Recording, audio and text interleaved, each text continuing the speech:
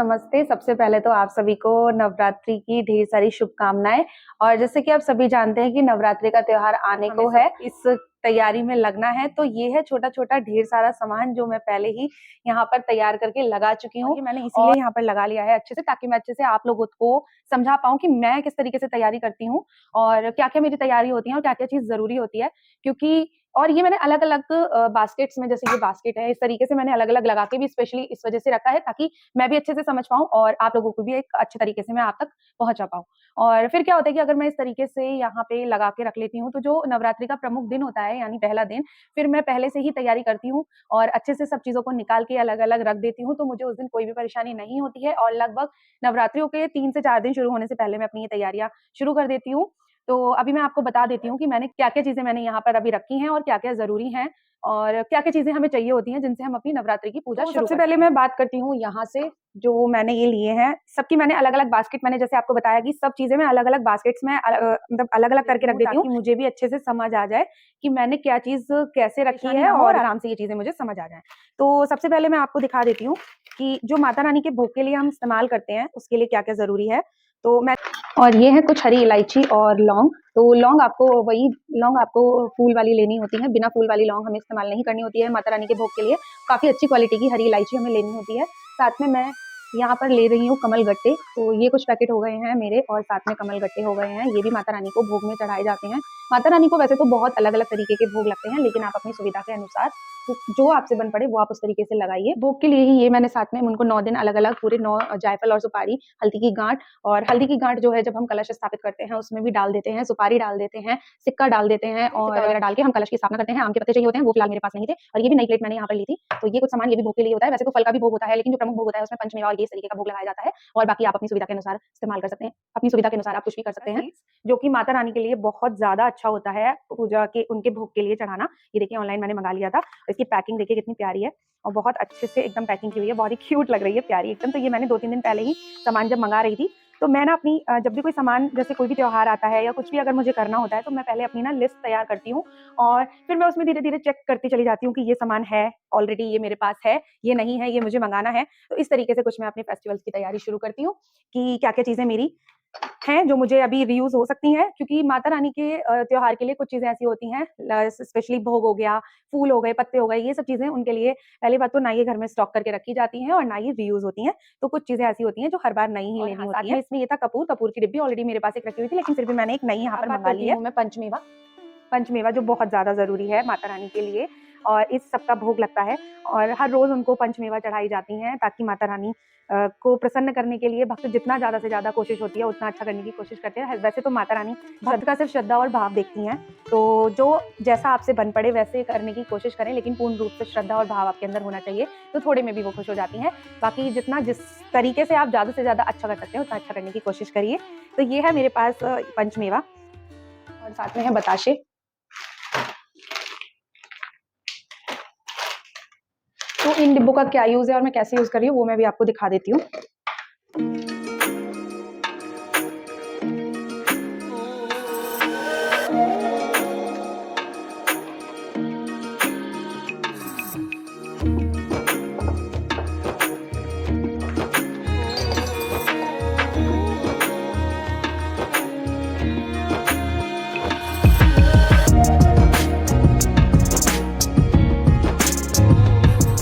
माता रानी की चुनरी की। तो वैसे तो मेरे पास माता रानी के लिए मंगा ली है और ये मेरी वीडियो में आपने पहले भी देखी होगी, पर मैंने मंगाई थी, लेकिन तो वो तो मैं अभी नहीं इस्तेमाल कर सकती थी और इस पे देखिए लिखा भी है कि किस कलर की है, पिंक माता चुनरी।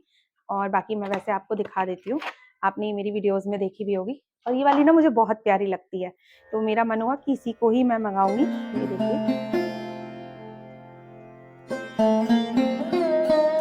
बाकी मेरे पास और बहुत सारी अलग-अलग चुनरियाँ, सारी नई चुनरियाँ, पुरानी मैं इस्तेमाल नहीं करती हूँ। तो मैं कोशिश करूँगी कि 9 दिन में अलग-अलग बदल के इस्तेमाल कर पाऊँ। ये देखिए, ये 2 अलग-अलग, ये अलग हो गई, सेम है लेकिन अलग एकदम नई है और एक ये हो गई और ये हो गई। सब लाल है, कोई भी अलग, सिर्फ़ मुश्किल से अगर कोई अलग कलर मुझे मिला नहीं था और अगर मिलेगा तो मेरे पास येलो कलर होगा।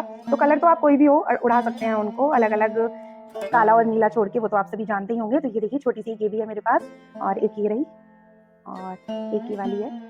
ये देख आपके पास अवेलेबल हो पाती हैं तो आप करिए। अदरवाइज एक ही दिन हम जो पहले दिन उड़ा देते हैं उसको भी हम 9 दिन उड़ा के रखेंगे तो भी वो चलता है, बार बार नहीं भी चेंज करेंगे तो भी ऐसी कुछ जरूरी नहीं है। तो ये हो गई मेरी चुन्नी वाली बास्केट। इसके अलावा बात कर लेते हैं कि अब जो बर्तन मुझे चाहिए होंगे पूजा के लिए, तो ये भी के लिए पैसे मैंने इसमें रख दिए हैं जो मुझे 9 दिन के लिए माता रानी को चढ़ाने के लिए चाहिए होंगे। और सिक्के अभी मैंने इसमें नहीं रखे हैं, सिक्के मेरे पास अवेलेबल नहीं थे, वो भी मैं रख दूंगी। साथ में ये मैंने लिया था, इसमें मैं माता रानी के लिए भोग, जैसे मैंने आपको बताया कि जो पंचमेवा होती हैं तो वो मैं इसमें इस तरीके से रख सकती हूँ, या कुछ भी मीठा मैं बनाकर जैसे उनके लिए वो इसमें रख सकती हूँ। ये देखिए पूरा माता रानी के भोग के लिए ही उसी हिसाब से है, कुछ भी आप रख के उसमें उनको दे सकते हैं। तो रात कुछ थोड़ी सी प्रॉब्लम हो जाने की वजह से मैंने वीडियो वहीं मुझे स्टॉप करनी पड़ी थी, वो मेरी आगे कंटिन्यू नहीं हो पाई थी, इसलिए अभी दिन में बाकी की जो चीजें रह गई हैं वो मैं अभी आपसे शेयर कर देती हूँ। तो मैं बात कर रही थी आपसे लड्डू गोपाल की कटोरी की। तो मैं बाकी दिन तो उनको वैसे नॉर्मल स्टील का उनका एक फिक्स बर्तन है, उसी में उनको दूध और खाना वगैरह इस तरीके से देती हूँ। लेकिन अभी 9 दिन नवरात्रियों के मैंने उनके लिए निकाली है ये चांदी की कटोरी, और इसमें मैं उनको अब डेली 9 दिन भोग लगाऊंगी, तो इसी में उनको दूध वगैरह दिया जाएगा। तो मैं कुछ यहाँ पर मैंने सामान ले लिया है, ये इस तरीके का माता रानी का श्रृंगार जो कि बहुत ज्यादा जरूरी होता है। ये श्रृंगार मैंने ऑलरेडी मंगा के रख लिया था, और श्रृंगार चढ़ाना जरूरी होता है माता रानी के लिए, क्योंकि पूरा 16 श्रृंगार जो होता है वो माता रानी को हम देते हैं, चढ़ाते हैं उनके लिए, और सुहा का सामान बहुत जरूरी होता है। सारी अलग अलग चीजें होती हैं, तो या तो आप इसको अलग अलग ले सकते हैं, नहीं तैयार होके आता है, इसमें सब चीजें होती हैं। देखिए नेल पेंट है, चूड़ियां हैं, और उनके लिए इत्र है, सिंदूर है, बिछुए हैं, बिछुए बहुत जरूरी होते हैं, होने चाहिए। तो इस तरीके से उनके लिए पूरा रेडी होके आता है, या तो आप इसे भी ले सकते हैं, नहीं तो अलग अलग तरीके से आप अलग अलग तैयार भी कर सकते हैं लेके पूरे सामान को। और बाकी वैसे ये भी बहुत अच्छा होता है, इसमें सारी चीजें आपको एक साथ मिल जाती हैं। घी मैंने अभी यहाँ पर एक छोटा पैकेट मंगाया, क्योंकि मेरा घर का ऑलरेडी मैंने निकाल लिया है अभी 2-1 दिन पहले ही, और वो एकदम घर का शुद्ध देसी घी है, तो पहले मैं उसको अलग मैंने करके रख लिया है कि जो पूजा में मुझे यूज करना है। और ये कुछ अगरबत्ती वगैरह हैं जो पहले मैं लेकर आई थी, और अभी कुछ 3-4 बॉक्सेस मेरे पास इनके थे, वो भी मैंने निकाल लिए हैं, और ये बैम्बू के नहीं होते हैं, तो इसीलिए मैं इनको यूज करूंगी। साथ में ये मैंने धूप बत्ती भी मंगा ली है, वेट वाली जो बत्ती होती है धूप बत्ती, इनको अगरबत्ती बोलते हैं, उन्हें धूप बत्ती। और मेरी ना एक तस्वीर पुरानी हो रही थी सत्यनारायण भगवान की, तो मैंने सोचा अभी नवरात्रियों के लिए, नवरात्रियों का अच्छा दिन भी है और वो पुरानी भी हो रही है, तो हटाकर ये नई वाली मैं स्थापित कर दूंगी। और ये देख सकते हैं आप कितनी प्यारी है। तो अभी जो भी भगवान जी मुझे अभी नए स्थापित करने हैं वो भी साथ साथ, और कुछ मैंने वैसी वाली बत्तियां भी मंगाई हैं, लेकिन साथ में मैंने ये 2 पैकेट नई लंबी बत्ती के भी मंगा लिए हैं, अगर जरूरत पड़ती है तो ये भी मैं यूज कर लूंगी। माता रानी के दरबार के लिए वो है चौकी।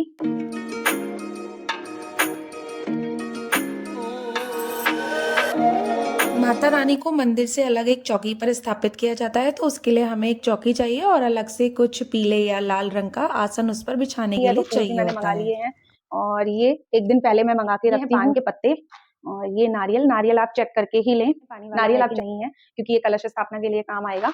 और साथ में अखंड जोत जो होती है, या तो आप घर पर खुद भी कलावे से बना सकते हैं, कलावा भी बहुत जरूरी होता है, और अगर नहीं बना पा रहे हैं तो बाजार में रेडीमेड भी इस तरीके से मिल जाती हैं। और इसके साथ साथ अब बात कर लेते हैं बर्तनों की। तो ये जो मेरे बर्तन होते हैं, मैं इनको पूजा शुरू होने से पहले ही साफ करके अच्छे से रख लेती हूँ। और इसमें अखंड दिया जो सबसे ज्यादा जरूरी होता है, क्योंकि माता रानी के 9 दिनों में अखंड जोत सबसे ज्यादा महत्वपूर्ण है। तो मेरे पास ये अलग अलग कुछ दिए रखे थे, जो मतलब ये अखंड जोत के लिए हो जाएगा, और ये नॉर्मल अलग दीपक जलाने के लिए, क्योंकि अलग से भी जो पूजा होती है मंदिर में जो पूजा करते हैं उसमें भी ये काफी सारे हैं मेरे पास। तो जो मेरी सुविधा के अनुसार मुझे जैसे भी जहां पर यूज करना होगा वो मैं कर लूंगी। और ये मैंने आपको जैसा बता ही दिया कि ये भोग के लिए मुझे इस्तेमाल करना है, तो ये भोग के लिए हो गए। और ये मैंने लिया है यहाँ पर चंदन और रोली और चावल के लिए, तो ये रोली चावल के लिए इसमें मैं भर के रख दूंगी। और ये अगरबत्ती का स्टैंड हो गया। और मेरे पास पीतल का कोई लोटा नहीं है फिलहाल, और मैं अभी ले भी नहीं पाई हूँ, तो ये स्टील का भी आप अपनी सुविधा के अनुसार जैसा आपके पास है उस पर आप कलश स्थापना कर सकते हैं। तो मैं इस पर कलश स्थापना करूंगी, बाकी ये सब भी भोग वगैरह के लिए मैंने यहाँ पर अभी इकट्ठे करके रख लिए हैं।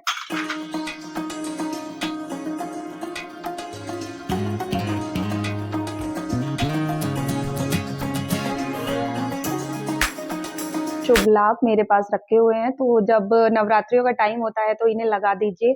और अगर आपके पास ये नहीं है तो आप इसके अलावा स्वास्तिक भी रोली से अपने दरवाजे के दोनों साइड, या जो आपका मेन डोर है उसकी तरफ आप इसको बना सकते हैं, लगा सकते हैं। और ये है मेरे पास पूजा का ऑयल।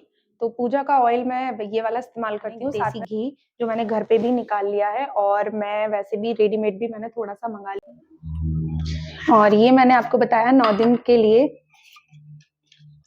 9 दिन के लिए इसमें मैंने अलग अलग निकाल के कुछ खुले, कुछ कम, कुछ ज्यादा, कुछ खुले खुले पैसे रख लिए हैं इसमें।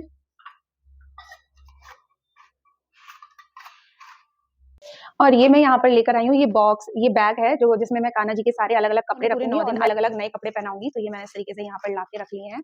तो इस तरीके से और भी अगर भगवान जी आपके मंदिर में हैं और आप अगर उन्हें वस्त्र पहनाते हैं, तो उनके लिए इन 9 दिनों के लिए कोशिश करें कि अलग-अलग नए कपड़े लेकर आएँ, उनके श्रृंगार की सामग्री लेकर आएँ। तो इस तरीके से मैंने भी उनके लिए लाकर रख दिया है। साथ में मैंने ये बैग पहले ही मँगा लिया था। मेरे पास ये बैग पहले से ही था, लेकिन अभी मैंने यूज़ नहीं किया था, तो मैं इसमें इस तरीके से अपने लड्डू गोपाल के सारे वस्त्र सारे इकट्ठे करके रख दूँगी, ताकि ये मुझे सामने ही दिखते रहें और मैं आराम से उनको देखकर इसमें अच्छे से रख पाऊँ और अच्छे से देखकर उनको सामने ही मुझे दिखें और मैं डेली उनको अच्छे से पहना पाऊँ। तो ये इस तरीके से देखिए काफ़ी सारा इसमें आ गया है और अभी और भी इसमें आ जाएगा काफ़ी।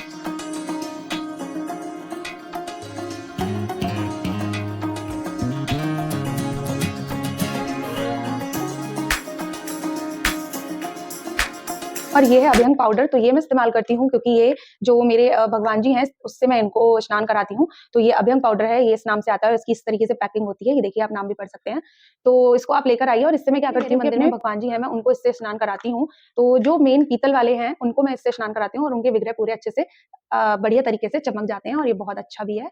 और इससे क्या होता है, नहलाने से ना वो चमक भी जाते हैं और उनमें एक चमक अलग तरीके की एक चमक आ जाती है और साथ-साथ बहुत अच्छी खुशबू भी आ जाती है।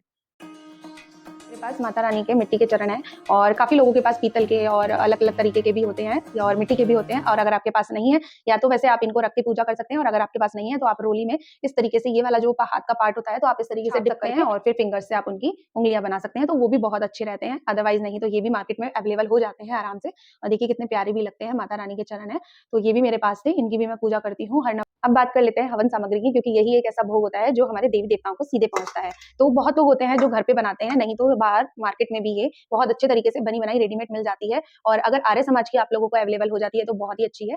लेकिन अगर नहीं है तो आप घर पर भी इसको तैयार कर सकते हैं, अदरवाइज़ आजकल बहुत अच्छी-अच्छी तरीके की सामग्री मार्केट में अवेलेबल है। तो ये भी आप पहले ही तैयार करके रख लें और इस तरीके से एक बॉक्स में भर के रख लें, ताकि आपको आराम से निकालने में और रोज़ चढ़ावा चढ़ाने में परेशानी ना हो।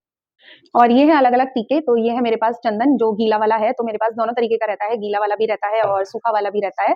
तो मैं दोनों तरीके का रखती हूँ, साथ में रोली भी है और ये मेरे पास डिब्बी है और भी अलग-अलग डिब्बियाँ हैं, ये वाली आपने मेरे पहले वीडियोज़ में भी देखी होगी। बना लूँगी और मैं अलग-अलग भगवान जी को, किसी को चंदन का टीका लगता है, किसी को रोली का लगता है, तो मैं इस अलग-अलग टीका उनको लगाती हूँ। और ये देखिए ये मेरे पास मंजीरे, ये मेरे पास बहुत पहले से है, ये मैं इनको बस तब निकालती हूँ जब नवरात्रि आते हैं, बाकी हालाँकि मेरा इनका यहाँ पर ऐसा कोई यूज़ नहीं है, लेकिन नवरात्रि आने पे वैसे तो भजन कीर्तन होते हैं, बहुत लोग कराते हैं नवरात्रियों में, लेकिन मेरा यहाँ कराना पॉसिबल नहीं हो पाता है, इसीलिए मैं खुद ही बैठ के इसको अपना भजन वगैरह या कुछ भी अगर मैं कोई भी गाना गाती हूँ, तो थोड़ी देर माता रानी के आगे मैं इसको बैठ के बजा लेती हूँ, ताकि उनको भी अच्छा लगे और मेरा भी मन शांत हो जाए, मुझे भी अच्छा लगे। तो ये मैं काफ़ी पहले पता नहीं कहीं गई थी, अभी तो मुझे याद नहीं है, तो ये मैं वहाँ से लेकर आई थी और ये बजने में भी बहुत एकदम बहुत ही सूदिंग होता है, बहुत अच्छा लगता है, शामिल है। अब जो ये इतना ढेर सारा छोटा-छोटा सामान होता है, जो सब मैंने आपके सामने अभी धीरे-धीरे एक-एक चीज़ आपको सब मैंने बताई है कि क्या-क्या मैं किस तरीके से इस्तेमाल करूँगी और आप लोग भी लेकर आइए। लिस्ट बना लीजिए आप कोई भी चीज़ अपना करने से पहले लिस्ट बनाइए, क्योंकि लिस्ट बनाने से क्या होता है, जैसा मैंने आपको पहले भी बताया कि उससे ना हमारे माइंड में पहले ही सेट हो जाता है कि क्या चीज़ हमारे पास अवेलेबल है और क्या नहीं है, तो वो हम फिर उस हिसाब से सामान आराम से खरीद कर ला पाते हैं। आप भी ले आइए आज ही, क्योंकि अब कल से तो नवरात्रि प्रारंभ होने ही वाले हैं, तो आप भी आज पूरी तैयारी वैसे तो बहुत लोगों ने कर ही ली होंगी, लेकिन जिन्होंने अभी नहीं करी है, क्योंकि कुछ लोग आज शाम को शॉपिंग करने के लिए रेडी रहेंगे, तो वैसे ही इसीलिए मैं टाइमली आप लोगों तक अपना ये वीडियो पहुँचा रही हूँ, ताकि आप लोग भी अपना पहले ही इसको देखकर तैयारी कर सकें और आपको इसी तरह बहुत ही शांति से, बहुत ही सुकून से आप माता रानी की आराधना कर सकते हैं और आपको 100% इस आराधना का, इस पूजा का फल माता रानी अवश्य देती हैं। सब पर अपना आशीर्वाद बनाए रखती हैं।